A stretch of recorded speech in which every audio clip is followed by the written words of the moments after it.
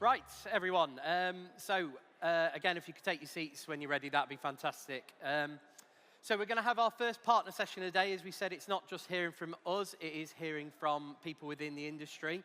And on that note, I would like to introduce to the stage Jon Reeves from Royal Mail, who is the Channel and Strategic Partnership Manager. Welcome, Jon.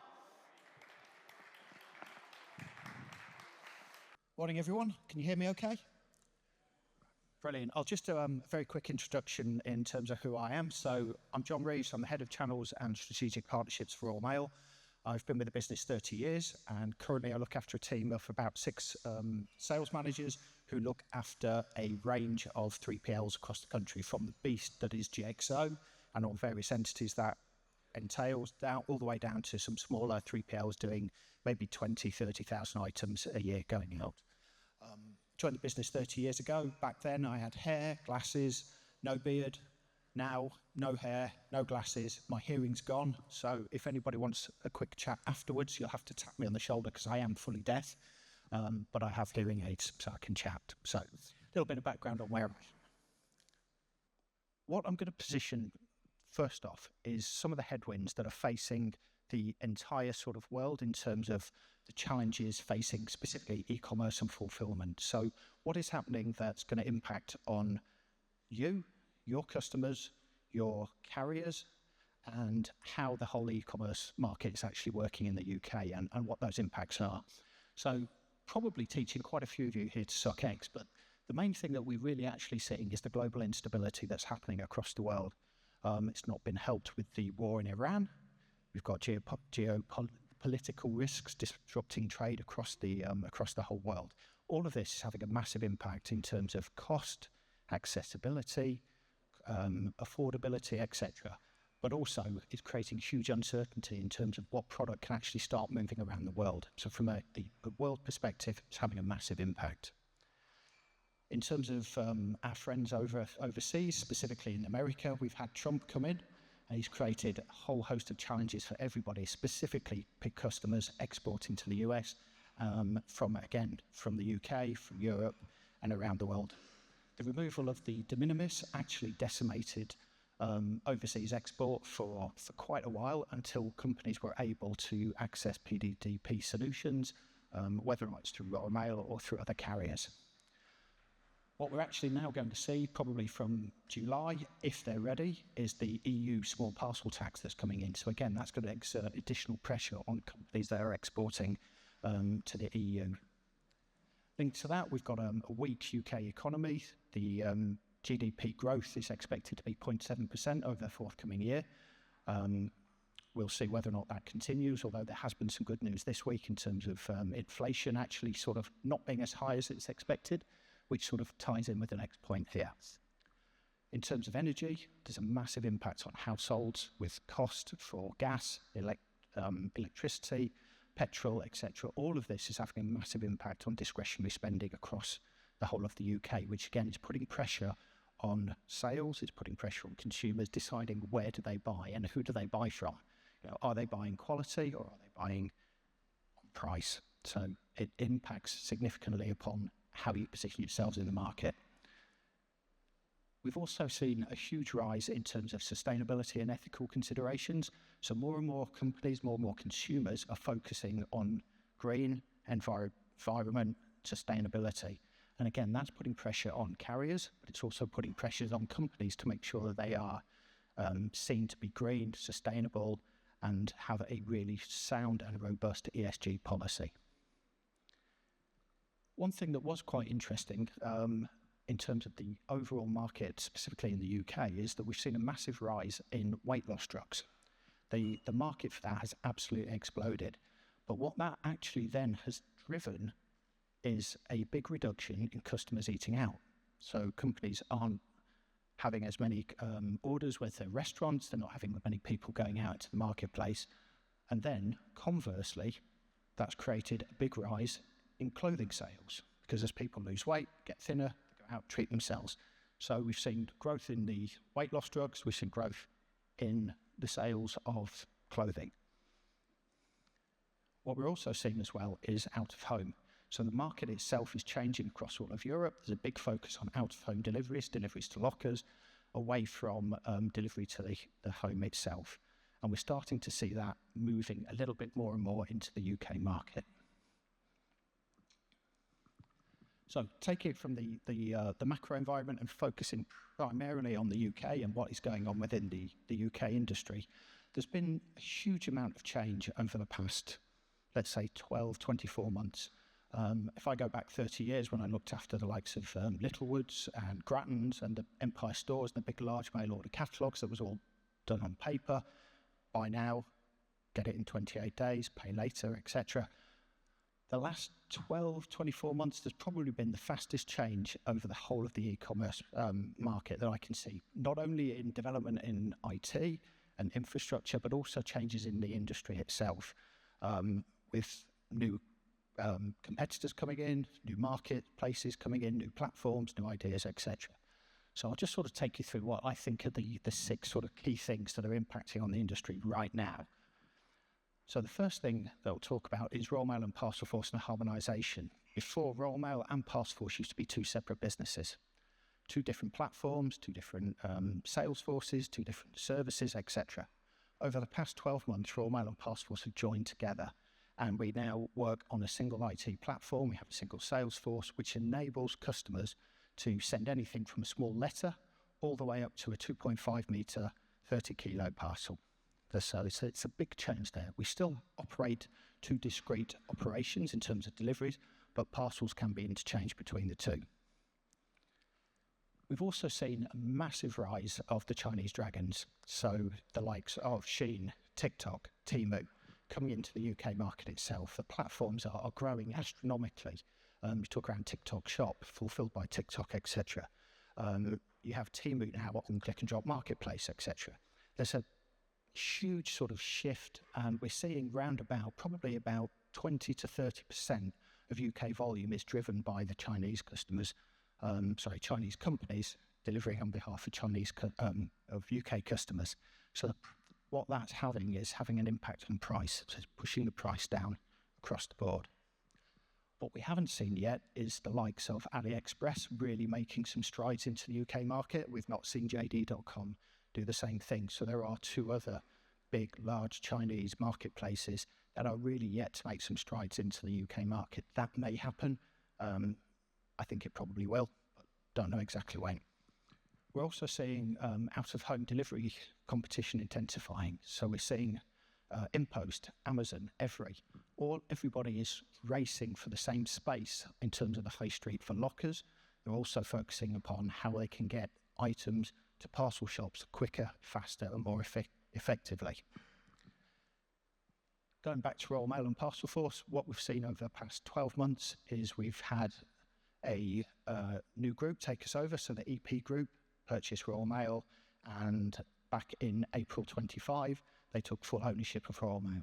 What we're seeing there is a real change in terms of the commercial focus and commercial structure.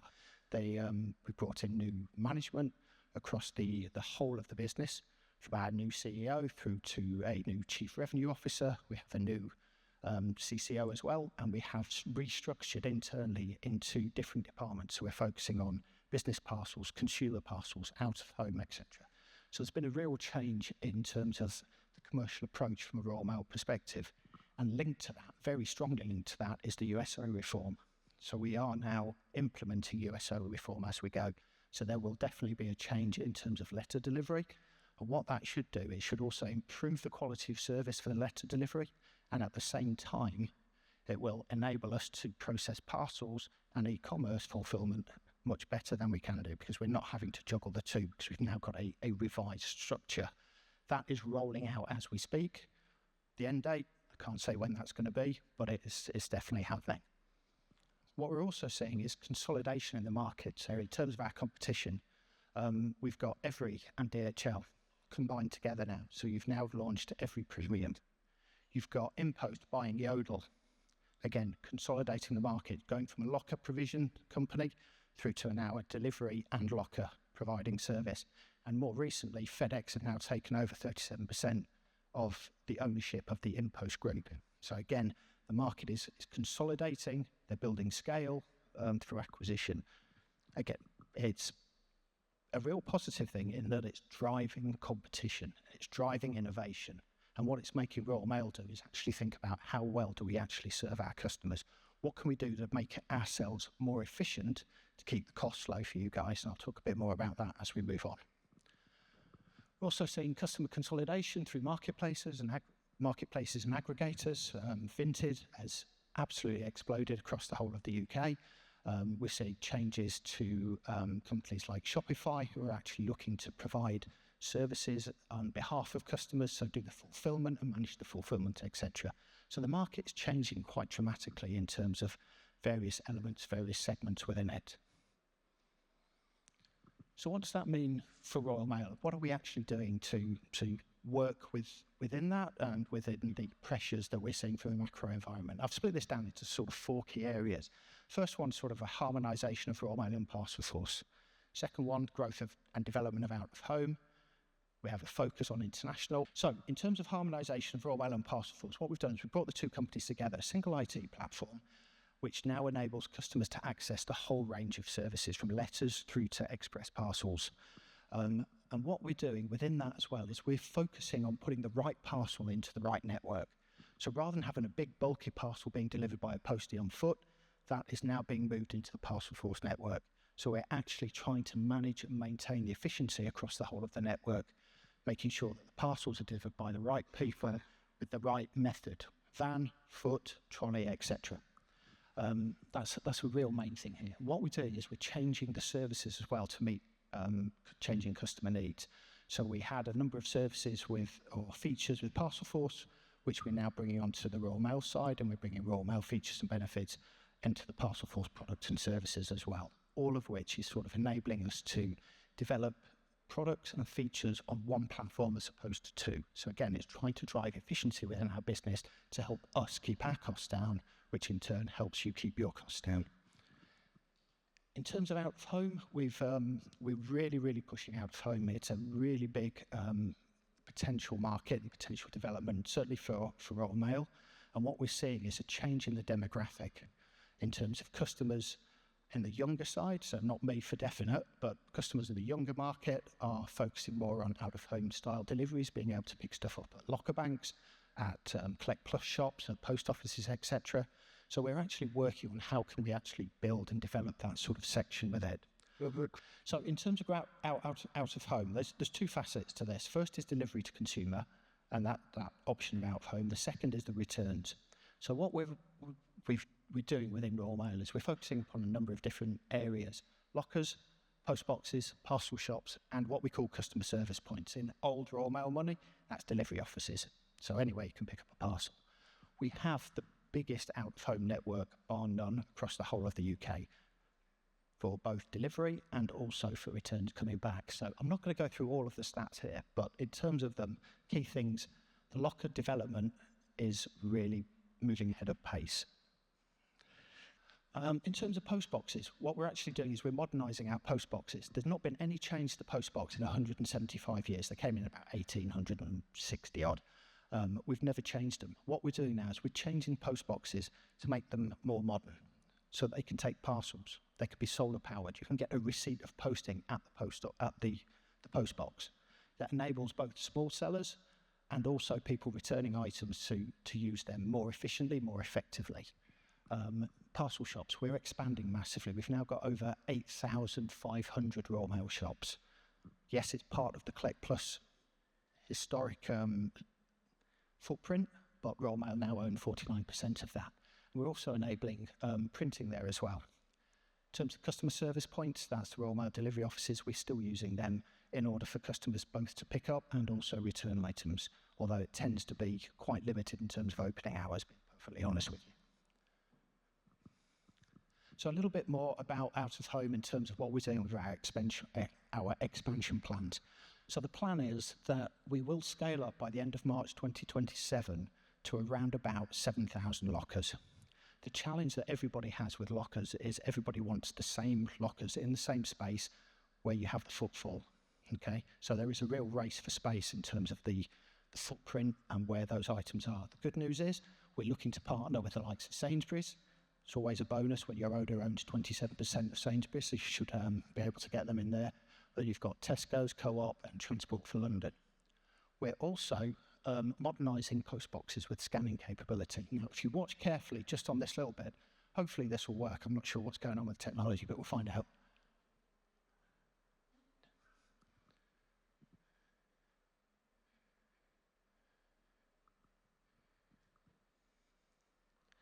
So what that enables somebody to do is actually take an item back to the postbox, scan it, open it, and put it through. It gives them the proof of posting that everybody needs, but it also enables people to return items back to consumers through that. And we're expanding that across the board. What we're doing with them as well is we're sort of putting solar panels on the top, enabling the power to those postboxes. The challenge that then creates is that all the people that are doing the crocheted stuff on top of the post boxes now don't have any post boxes that they can put the crochet items on. Moving on. In terms of the roadmap itself, what we're looking to do more on the out-of-home thing is add in things like in-flight and redeliveries. So enabling people, if they know they're not going to be home, how do you suddenly change it to actually, can you send it to this post office? Can you send it to a Collect Plus site, etc. We're implementing additional enhanced features on track and trace. We're putting in a location management system. That's basically just a really long-winded way of saying we're telling people where they can access our home points. Yeah, so it's going online, pick up post office, Collect Plus site, etc., etc. And we are integrating a lot of more suppliers, which is going to enable us to hit that 7,000 locker banks by the end of 2027. Some other bits. We're updating services near you. We've got an out-of-home dashboard. The timings are there or thereabouts. I know it says end of March, end of April, but we're just about there now. So what this will actually mean is, in terms of customers, what it benefits your customers with, and also you yourselves, is improved customer choice, increased tracking visibility, giving granular detail from locations so that people know exactly where items are all the way through the journey, and whether or not they've been redirected where they're going to as well. Which in turn will enable better management of inquiries, claims, queries, etc. So that's the out-of-home section. In terms of international, I've just looked back. This is what we've introduced over the last 12 months. We've introduced a whole host of different features, predominantly driven by those changes that I talked around that Trump had brought in, all of the challenges in terms of cost, price, data, sizing, etc. So we've introduced a whole range of services from tracked through to bigger, heavier items. No longer are you limited on a Royal Mail perspective. You've only been able to send something up to 2 kilos. You can now go up to 30 kilos. We're combining that with Parcelforce. So again, it's all linked together in terms of making the organisation itself more efficient, but giving you more choice in terms of how you access. Some of the other elements in there as well. We've got a Zonos landed cost calculator to the US, so people can actually understand how much is it going to cost me to send an item with all the taxes and the duties, etc., thrown into that. What we're doing moving forward, certainly on the international perspective, we're introducing additional international track locations, new reporting facilities. We are putting in new PDDP, so destinations. We are also reacting to whatever is going to happen with the EU small parcel tax. At the moment, I think it's probably only half of the EU countries are ready for it. Whether or not it's going to go live, who knows? But what we're doing is we've got plans in place and we're working on development in order to enable customers to still send to the EU and actually take that tax into account. And we're doing some other things as well. So some of the features we've always been lacking. So Royal Mail's never been particularly good on providing data back to customers. So what we're trying to do now is actually give a bill on scan process. We're actually giving more reporting information so companies can actually start to track items, but also then link that back to queries, cost, etc., etc. From a warehousing perspective, if you're a warehouse customer themselves with multiple customers within that, enables you to feed back information to your customers so they know exactly what they're paying and how. Oops, wrong button. Okay, so we talked about the harmonisation. We've talked a little bit about out of home. We've talked about what's happened and what is happening on the international side. That's all good and well in terms of product development. The real challenge that Royal Mail has as an organisation is our cost base. And we all know really, really clearly that for you guys, cost in terms of carriage is a major contribution in terms of how much margin you make, how much profitability you make. The challenge Royal Mail has as an organisation is driving that cost out of the business. Yeah, we are probably about the same as most carriers for the first mile, so picking up the items. In terms of the middle mile, so processing those items, sorting them and taking them out, Royal Mail is probably the cheapest. We have the most effective and efficient sortation network across the whole of the UK. Where we fall down is the cost on the delivery side, because we are very reliant upon our posties, our feet on the street model, etc. And that's where our cost really lies. So in order for us to keep those prices down, what we have to do is think slightly differently about, okay, we can't reduce that side of things. How do we make things more efficient across the whole of the network and the whole of Mail? One of those key things is about identifying blockages of processes. How do we make service improvements throughout the network, which will then improve quality of service, but also at the same time reduce our costs, which means we then keep our costs down for you. So what we've done is we've partnered with a company called Williot. So now for the tracked services, we can track items from individual items into a York, from that York into a vehicle, and all those movements as it goes throughout the entire network. I'll just hopefully play you a little video about how this works.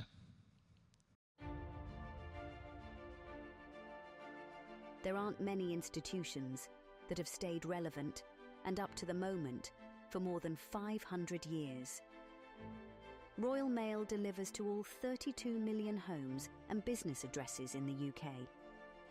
With a network for 1,200 sites and around 46,000 vehicles covering the remotest villages and most crowded urban roads.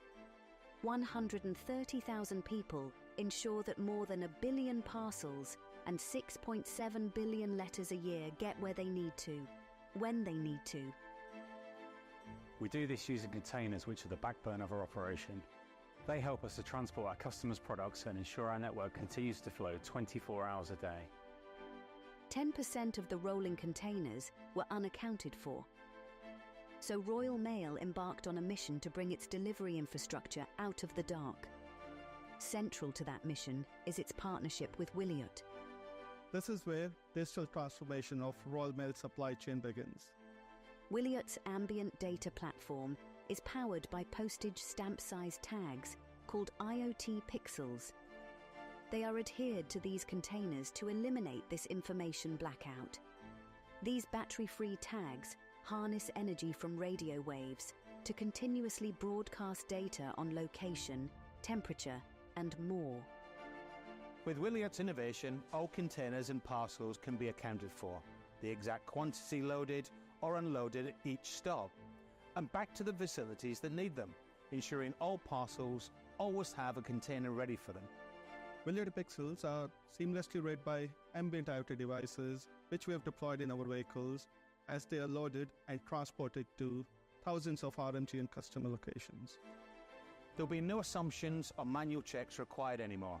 We'll have visibility of both an individual item and the entire network flow. This information, when combined with data from other sources, such as machines, network plan, will generate unprecedented insights for Royal Mail. For example, we can optimize our use of vehicles depending on their demand, saving millions of litres of fuel annually. We would present these insights in real time to our operations within Royal Mail's digital twin platform. We now have live tracking data on the journey of all 850,000 of our containers, and soon we will know exactly which parcels are in which container. We can now focus in on minimising disruption and ensuring the most accurate, on-time deliveries, better for our people and better for our customers. The form factor and the affordability of Williot IoT pixels will allow us to expand this network in a cost-effective manner into our facilities and possibly to our customers and international partners. We'll be able to share granular details such as CO2 emissions per parcel, so customers can understand the environmental impact of their delivery. Not just within our network, but throughout the entire journey, from the manufacturer to the customer's doorstep. This opens doors to calculating the carbon footprint of each parcel's journey. Soon we will add tags to individual parcels so we can pinpoint items and even understand their environment, such as measuring temperature and humidity in real time. For instance, we could work with healthcare providers to send medicines that need to be a certain temperature. We are embarking on a journey which will create market-leading service visibility through an integrated, intelligent supply chain. This is another major step towards our future vision and the ongoing modernisation of Royal Mail. By embracing innovation, Royal Mail is not just delivering the future, we're helping build a more sustainable one.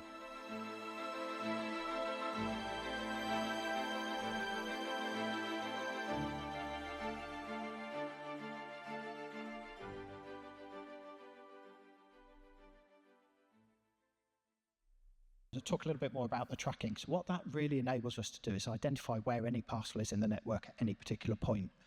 The good news behind that is it means we can identify blockages. We can identify pinch points within the network, anywhere where there's a particular problem, which enables us to then think about how do we resolve that? How do we then become more efficient? So how do we maintain and improve that quality of service? And by having that data and by analysing that data, we can then make those network changes that we need in order to maintain, develop and improve that quality of service. Good news is for you and your customers, if ever there's a problem, we now will have the ability to tell you there is a potential delay coming because there's a vehicle fire on the M6, for instance, or the M62 in particular, which I absolutely hate that road. So it's about giving data back to you guys. It's about improving those efficiencies in areas where traditionally we have absolutely no visibility whatsoever. Thank you. Good. So that's one thing that we're doing in terms of creating efficiency, which is helping us drive costs down, but at the same time improving quality across the board. On the right-hand side, there's a little bit about a smart trailer. So again, thinking about what can we do differently to actually improve quality, improve service, but also process more parcels through the same network. We have some customers that loose load full trailers, and for Royal Mail, historically it's taken about 3.5 hours for us to empty a full trailer. We put a boom conveyor in the back and we manually handball it. Royal Mail have some proprietary technology that we've built ourselves, whereby we have a trailer which will actually tip parcels straight onto a boom conveyor. So we have a slightly wider boom conveyor, goes into the back of the trailer, that trailer then tips and those parcels come through. It takes about 7 minutes to empty a full trailer. So if you can think about the throughput and the speed, we're now improving how effectively, how quickly we process those parcels. The more parcels we get through, the lower our cost on the back of that, and hopefully the better the impact is in terms of the overall pricing approach for our customers. If you think back to the slide deck, you saw people pushing the York containers onto the back of the wagons. That's actually out of date now. What we've got is a number of robots in our super hub, and they move the containers about. Yeah, so again, it's about removing process or unnecessary process and making efficient savings across the board. And then finally, as we've seen before, we've got new post boxes that people can post parcels into. So we're converting these quite quickly. It's good for returns. It's great for small sellers that don't want to go to the post office because they can post out of hours, etc., drop the items through. So it's about looking at things slightly differently as opposed to just saying, what are we doing now? Because let's face it, anybody can take a parcel from A to B. It's how you do it that really makes that difference. And that's one of the things that we really pride ourselves on. We think we do it better than anybody else. So I'm not sure if I've got any time left. But if there are any questions, I'm quite happy to take them, but you will have to shout. We do have the one question, John, that's come in, which is the integration between Royal Mail and Parcelforce removes some features, such as the ability to book a collection of a return from a customer address. Are there any plans to bring this service back? Absolutely. So all of the features that we used to have on the Parcelforce side, we had to unfortunately knock some of them off as part of the integration was done. There are plans currently in place, and it's pretty imminent. I think we're talking a month, maybe 2 months, before all of those features come back in. And that was a key one. We've had lots of customer feedback on that. So yes, that's happening. Thank you. Thank you, John. If you could all join me in thanking John, that'd be fantastic. Thank you. Cheers.